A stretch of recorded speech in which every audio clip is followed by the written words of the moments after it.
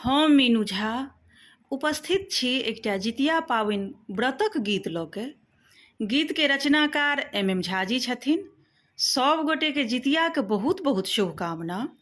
पाबनि खूब नीकसँ सम्पन्न हुए तकर मंगल कामना।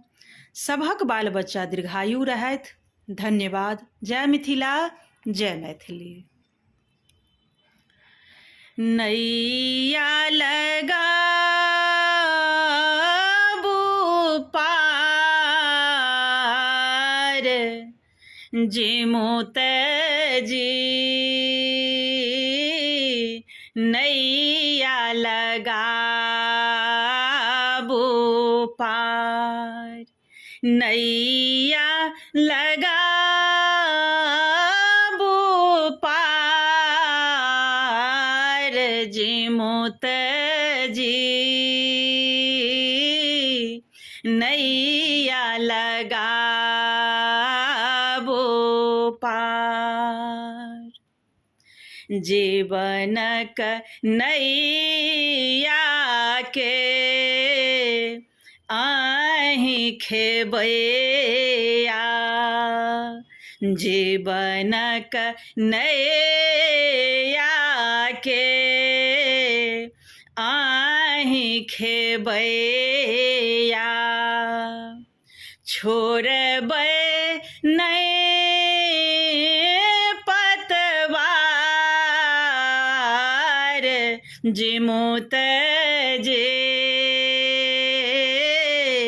नैया लगाबू पार, नैया लगाबू पार, जेमो तजी नैया लगाबू पार। तारी देलहुँ अहाँ चेल्ह सियार के, तारी देलहुँ अहाँ चेल्हो सियार के, हम फसल मझधार, जेमो तजी नैया लगाबू पार, नैया लगाबू पार, जेमो तजी नैया लगाबू पार। निर्जल व्रत रहे पूजी अहाँ के,